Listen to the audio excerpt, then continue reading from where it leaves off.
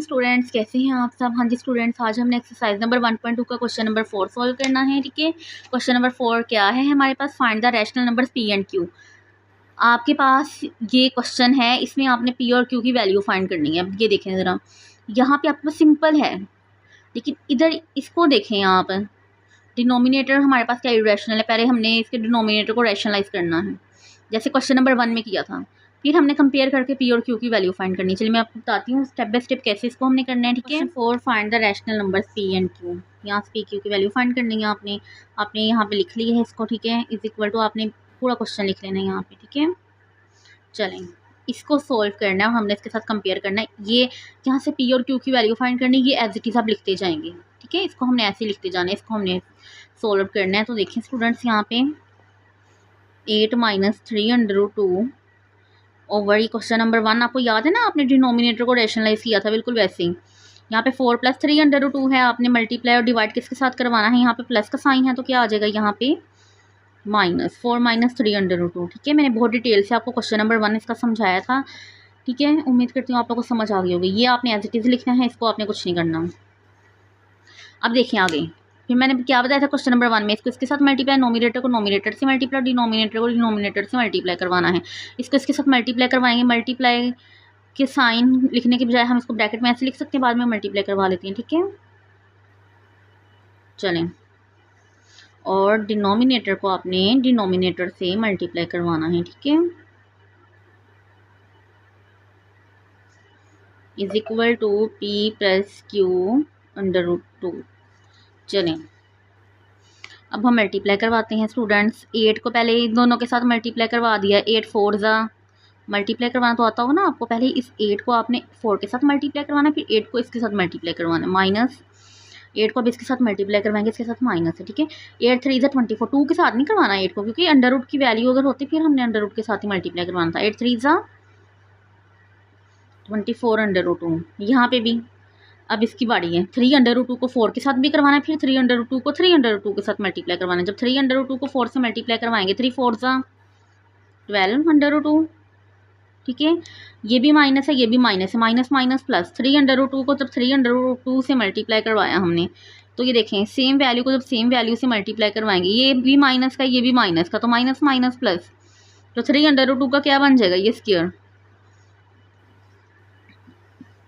अब ये देखिए डिनोमिनेटर में वही फॉर्मूला बन रहा है ना जो मैंने आपको क्वेश्चन नंबर 1 में बताया था, a + b और a - b। इसका क्या फॉर्मूला था, a का स्क्वायर माइनस b का स्क्वायर। ये भी देखें ज़रा, एक प्लस में है और एक माइनस में है, वैल्यू सेम वैल्यूज़ हैं, तो हमने इसको कैसे करना है, फर्स्ट का स्क्वायर, 4 का स्क्वायर दरमियान में है, माइनस का साइन, और फिर सेकंड का square, is equal to p + q √2। चलें नेक्स्ट, अब स्टूडेंट्स देखें, ये स्क्वायर स्क्वायर रूट से कट हो रहा है। ठीक है, यहाँ पे क्या है, 32 - 24 √2 -12 √2 प्लस 3 का स्क्वायर क्या होता है, 9।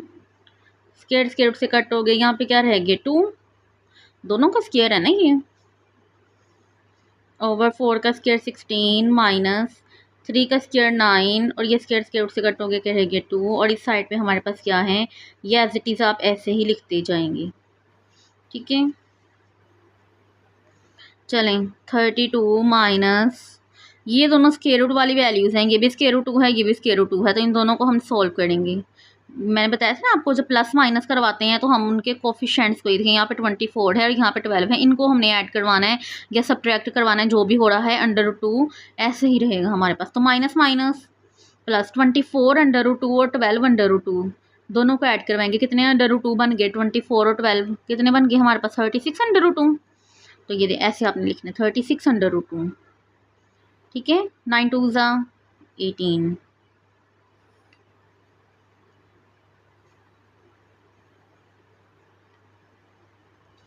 अब आगे देखें, अब ये हमारे पास सिंपल वैल्यू है, ये 32 और 18 को करवाएंगे, दोनों ऐड हो रही हैं। ठीक है, 50। चलें, इन दोनों को माइनस करवाए, क्या बन गया हमारे पास, -2। अब आगे देखिए, अब ये जो हमारे पास स्टूडेंट्स -2 है, उसको हम इसके साथ अलग डिवाइड करवा देंगे, इसके साथ अलग डिवाइड करवा देंगे। जब हम इसके साथ 2 इन दोनों को डिवाइड, इन दोनों के साथ हो रहा है ना, ठीक है। जब इसके साथ करवाया तो क्या हमारे पास बन गया -25, -2 को जब इसके साथ करवाया, फिर -36 को जब -2 से डिवाइड करवाया, माइनस माइनस प्लस, तो ये हमारे पास क्या बन गया 18/2। चलें, अभी यहाँ तक तो आपने देख लिया कैसे हमने करना है। आगे देखिए हम आगे, अब हमने यहाँ पे स्टूडेंट्स ही देखें, बिल्कुल सेम ऐसी वैल्यू नहीं यहाँ पे लेफ्ट हैंड साइड और राइट हैंड साइड को अगर हम कंपेयर करें तो ये पहले हमारे पास क्या था, रैशनल नंबर है, ठीक है। बाद में जो हमारे पास नंबर है वो अंडर रूट के साथ वाली वैल्यू है, तो इधर भी बिल्कुल ऐसे ही, तो हमने कंपेयर करना है, कंपेयरिंग, ठीक है। हमने कंपेयर किया इसे, तो स्टूडेंट्स इसका मतलब है यहाँ से हमें क्या पता चल रहा है कि पी किसके बराबर है, पी हमारे पास किसके इक्वल आ रहा है 25 के। अगर हम कंपेयर करें ना, ये देखें ये सेम सेम वैल्यूज़ लग रही हैं, इसका मतलब ये क्यू हमारे पास किसके इक्वल है 18 के। चलें, हमने यहाँ से पी और क्यू की वैल्यू फाइंड करनी थी, तो हमने यहाँ से पी और क्यू की वैल्यू फाइंड कर ली है, ठीक है। नेक्स्ट अब हमने क्वेश्चन करना है, क्वेश्चन नंबर 5 का फर्स्ट पार्ट है, ठीक है। ये अब इसको सिंपलीफाई करना है आपने। सिंपलीफाई अब कैसे करने हैं इसको, बिल्कुल वही जो मैंने आपको, जैसे क्वेश्चन नंबर 2 याद है ना आपको, मैंने क्या कहा था, पहले आपने फैक्टराइजेशन करनी है, ठीक है। उसी मेथड को आपने फॉलो करना है यहाँ पे। तो स्टूडेंट्स फर्स्ट स्टेप क्या है, आपने यहाँ पे फैक्टराइजेशन करनी है इसकी, ठीक है। तो स्टूडेंट्स ये देखें, हमने 25 की फैक्टराइजेशन की, तो हमारे पास क्या बन रहा है 5 × 25, 5 × 1 = 5, ठीक है। फिर आपने 243 की फैक्टराइजेशन की, 3 के साथ करेंगे,